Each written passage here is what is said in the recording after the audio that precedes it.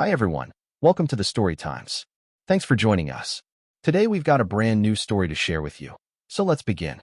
The clock on the wall ticked steadily, each second stretching into eternity. The dim glow of the fireplace flickered across the living room, casting restless shadows on the walls. James sat in his leather armchair, his fingers absently tracing the rim of his glass. The whiskey inside swirled lazily, untouched. His mind was elsewhere. Sophia was late. Again. She had promised to be home early. Just a quick office gathering, she had said with a reassuring smile. Nothing crazy, just some drinks with the team. But that had been hours ago. James exhaled slowly, his jaw tightening. He wasn't the jealous type. He had always trusted his wife, until recently. Over the past few months, something had changed. Sophia had become distant, distracted. She laughed less at his jokes. The warmth in her voice had cooled. And worst of all, there were the late nights. At first, he had dismissed them. Work was stressful, projects were demanding. But as the nights became more frequent, the excuses became thinner. Tonight was different. He could feel it. Then came the sound. The front door creaked open, its hinges protesting. James turned his head, his grip tightening around the glass. Sophia stepped inside. For a moment, he just stared. She stood there in the dim light of the entryway, barefoot. Her hair was a mess, tangled as if she had run through a storm. The heavy wool coat she wore was clutched tightly around her body, her knuckles white as they gripped the fabric. Her breathing was uneven. Wide, almost frantic eyes darted around the room before settling on him. James rose to his feet slowly. "Sophia?" His voice was calm, but his chest tightened. She swallowed hard. Her lips parted, but no words came. Then, as if gathering all her strength, she spoke. "James, don't go into the garage." The silence that followed was deafening. James felt a chill crawl up his spine. The way she said it, it wasn't a suggestion. It wasn't even a request. It was a plea. His eyes narrowed. "What?" Sophia shook her head quickly, almost violently. Just don't, okay?" She turned on her heel and rushed toward the hallway, her coat still wrapped tightly around her. The bedroom door slammed shut behind her. James stood frozen. 100 thoughts clashed in his mind, each one more unsettling than the last. He had expected her to stumble in, tipsy and giggling, maybe smelling of cheap wine. Instead, she looked like she had seen a ghost. Or maybe she was running from one. His gaze flickered toward the garage door. It was closed. The house was silent. But suddenly, it felt like something was breathing beneath the surface, something unseen, waiting. His pulse quickened. What was she so desperate to hide? The garage door creaked open, and a wave of cold air swept over James as he stepped inside. The dim glow of a single overhead bulb flickered erratically, casting long, distorted shadows across the cluttered space. Something felt off. The air carried a strange, almost metallic scent, mixed with the familiar smell of motor oil and dust. His eyes darted around, scanning the area, his instinct on high alert. At first, everything seemed normal. His tool chest stood where it always did, the shelves lined with old boxes, spare car parts, and forgotten projects. But then he noticed something. A set of footprints in the thin layer of dust on the concrete floor. Bare footprints. They led toward the far corner of the garage, near the workbench. And then he heard it. A muffled sound. A low, desperate grunt, barely audible beneath the faint hum of the garage's fluorescent light. James's pulse quickened. Slowly, cautiously, he stepped forward, following the sound. His breath came in slow, measured exhales, his fingers curling into fists at his sides. And then he saw him. A man, tied up, bound at the wrists and ankles with thick strips of duct tape, his body partially twisted as if he had been struggling for hours. His face was red, his dark hair damp with sweat. His eyes, wide, desperate, locked onto James's the moment they saw him. James froze. A cold, sharp realization sliced through him like a knife. He knew this man. It was Ryan Parker, Sophia's colleague. The same Ryan Parker she always talked about in passing. The same Ryan Parker she stayed late at work with. And now he was here, in James's garage, half-dressed, bound, helpless. Ryan thrashed weakly, his muffled groans growing more frantic, his body jerking against his restraints. James's heart pounded. His thoughts raced, his mind struggling to piece together the insanity of what he was seeing. How did he get here? Why was he tied up? Where was Sophia? His stomach tightened. A slow, eerie calm settled over him as he stepped closer. The scuff of his shoes against the floor made Ryan's whole body flinch.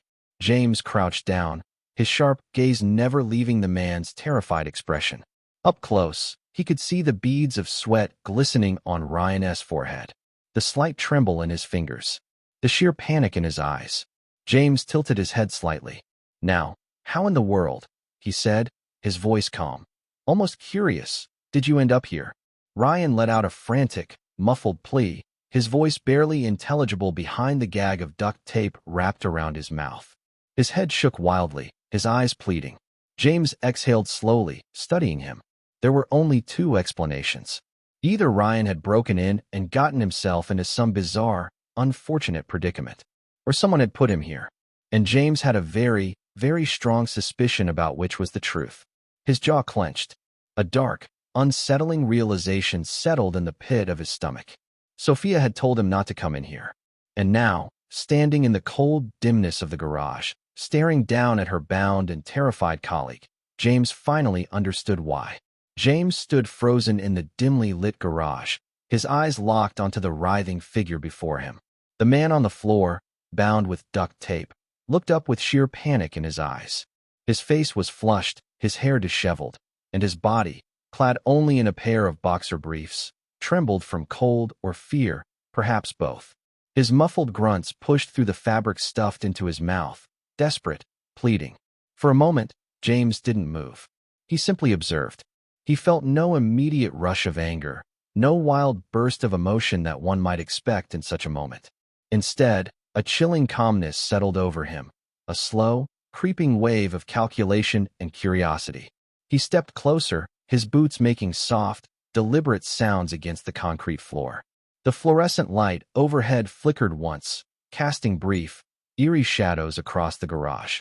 With a careful tug, he reached down and peeled the duct tape from the man's mouth in one smooth motion. The moment it was off, a sharp gasp filled the space, followed by frantic words tumbling over each other. "Dude, listen, this is not what it looks like." The man's voice cracked, desperation dripping from every syllable.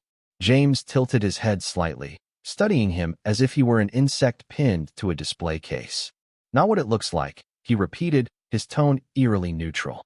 "That's interesting, because it looks exactly like what I think it is. The man, Lucas, or Ryan, as James now recalled from brief mentions by his wife, tried to push himself up, but his wrists and ankles remained bound, leaving him squirming like a worm on a hook. His breaths came in quick, shallow bursts, his chest rising and falling erratically. Sophia, she thought it would be funny. A joke, a prank. Man, Ryan stammered, blinking rapidly as if hoping James would somehow accept this absurd explanation. A joke. James let the words hang in the air, rolling them over in his mind, tasting their ridiculousness. He exhaled through his nose, almost as if suppressing a chuckle. "Yeah, she was just messing around, you know. She tied me up, and then," Ryan's words faltered, his face contorting as he searched desperately for something, anything, that might absolve him. James crouched down, bringing himself to eye level with the pathetic man on the floor. He rested an arm on his knee, his gaze unwavering. "And then what?" he asked, his voice barely above a whisper. Ryan swallowed hard. "And then, I don't know, man. She just left. She was drunk, okay? She wasn't thinking straight."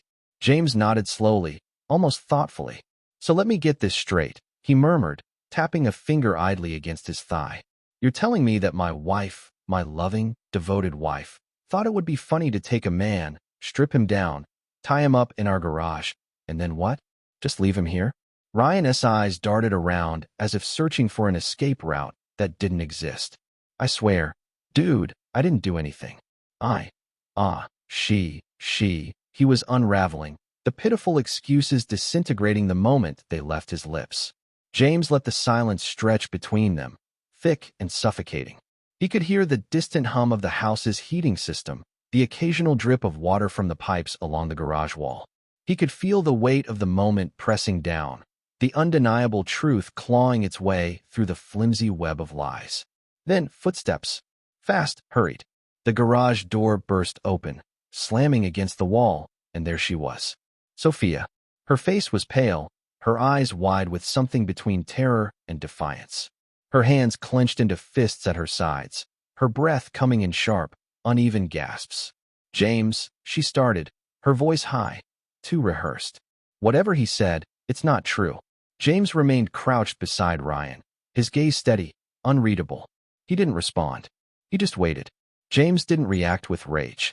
No shouting, no threats, no violent outbursts. That wasn't his style. Instead, he stood still, taking in the moment, watching them both, Sophia, breathless, eyes darting between him and the bound man on the floor, and Ryan, trembling, his lips pale, hands writhing against the tape around his wrists. The silence stretched, thick and unbearable, until Sophia broke it with a desperate voice, an unconvincing attempt at control.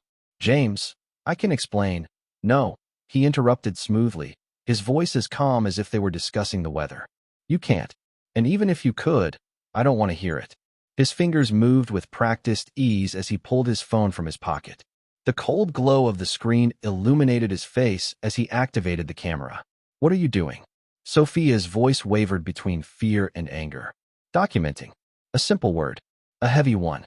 He took slow, deliberate steps, angling his phone to capture Ryan in all his pathetic disgrace, half-naked, sweaty, bound, and humiliated. The flash flickered, and Ryan flinched. "Dude, stop. Please, man." James lowered the phone slightly and tilted his head, regarding him like a scientist studying a weak specimen. "Why? You weren't ashamed 5 minutes ago, were you?" Sophia lunged forward, attempting to snatch the phone from his hand, but James was faster. He stepped back, holding it out of reach. "Oh, come on, Sophia," he said smoothly. "This is nothing compared to what you've already done, right? Just another night of fun? Or should I say, another night of complete disrespect?" Her face twisted with frustration, but underneath it, James saw something else, panic. "Good. I wasn't," she started again, but James had already turned away from her. He crouched slightly, bringing himself level with Ryan. "Do you know what I find fascinating?" he murmured, tapping the phone screen thoughtfully. "I gave her everything. Stability, trust, loyalty. And yet, here we are."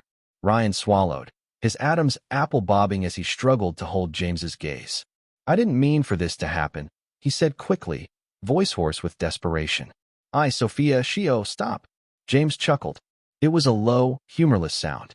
"Let me guess. It's just happened? You didn't think it would go this far?" He straightened, eyes flicking towards Sophia, who was visibly trembling now. "How long?" James asked. Sophia's lips parted, but no words came. Her mind was racing, trying to craft a lie, something that might soften the inevitable. "How long?" he repeated, softer this time, but with more weight. Sophia's shoulders slumped. She looked at Ryan, and in that moment, James realized something. She wasn't looking at him out of guilt. She was looking at him for help, as if the man writhing on the ground could possibly save her. A slow, simmering rage burned in James's chest. Not because of the betrayal itself, he had already accepted that, but because of the sheer arrogance. Even now, in the face of everything, Sophia thought she could outmaneuver him. James's grip on the phone tightened. "Let's make things interesting," he said smoothly, unlocking Sophia's phone with a swift movement. She gasped. "James, don't." "Oh." He raised an eyebrow. "Why not?" "Something in here you don't want me to see." He scrolled. Messages. Pictures. Videos. Some were with Ryan. Some were with others. Sophia's face drained of color. Ryan, still bound, still helpless, whispered under his breath, "Oh, man. Oh, man." James smiled, slow and deliberate. "This," he said, holding up the screen, "is exactly what you deserve." The morning sun bled through the blinds, casting long, slanted shadows across the bedroom. The house was silent, save for the distant hum of a neighbor's lawnmower and the occasional chirp of a bird outside. It was a strange kind of quiet, the kind that follows the aftermath of a disaster when the dust has settled but the wreckage remains. James sat at the edge of the bed, his mind sharp, his heartbeat unervingly steady. He had barely slept, but he didn't feel tired. If anything, he felt awake in a way he hadn't in years. A dangerous sort of clarity had settled over him, sharpening every thought, every intention. His phone was on the nightstand, the screen glowing softly. The messages were already queued up, the files attached. All it would take was a single tap. Just one. And the truth would no longer be confined to the shadows of that cold, dimly lit garage. Down the hall, he could hear movement, hesitant, measured. Sophia was awake. Good. He let her stew in the silence, let her mind run in frantic circles as she tried to piece together what he was thinking, what he might do next. The uncertainty would eat at her more than any words could. Standing, he stretched his shoulders, rolled his neck. Then, with the same steady hand he had used to build a life with her, he pressed send. A quiet whoosh of data being transmitted. And just like that, the first domino fell. The morning routine in Sophia's office was predictable: emails, coffee, small talk. But today, everything would change in an instant. One by one, her colleagues' phones would light up with notifications. They would open the messages with sleepy curiosity, expecting a memo, a calendar update, something mundane. But instead, they would find something else. Images, screenshots, her messages to Ryan, full of desire, deceit, and mockery. Intimate details of their encounters, right down to the times and places they thought no one would ever know about. Conversations that revealed more than just an affair. They exposed manipulation, cruelty. In one, she laughed about how easy it was to keep James in the dark. In another, she spoke of Ryan as a game, something to keep her entertained when life felt too predictable. And then there were the pictures. Not of her and Ryan together. James wasn't reckless, but enough to paint the full picture. Ryan, bound and humiliated in the garage, panic in his eyes. A moment frozen in time, now burned into the memories of everyone who mattered in Sophia's world. And then, the final piece, the message to her boss. Short, direct, a link to the files, a simple statement attached. I believe this concerns the company's code of conduct. No accusations, no demands, just truth, delivered in a way no one could ignore. James exhaled slowly, setting his phone down. From down the hall, he heard the chime of Sophia's phone. Then another. Then another. A pause. And then, her footsteps, quick and frantic. He didn't need to see her face to know what it looked like. Shock, denial, panic, the sound of a phone unlocking, a sharp intake of breath, silence, then a choked, gasping sound, somewhere between a sob and a strangled curse. He waited. 30 seconds. A full minute. Then, her footsteps again, running this time. The door burst open and there she was, wild-eyed, her phone clutched in trembling fingers. What did you do? Her voice was raw, hoarse with disbelief. James turned to face her, his expression unreadable. I told the truth. Her chest rose and fell in sharp, shallow breaths. She looked down at her screen again, as if hoping the words had somehow changed. You, she swallowed hard. You ruined me. He studied her for a long moment. Then, with quiet finality, he shook his head.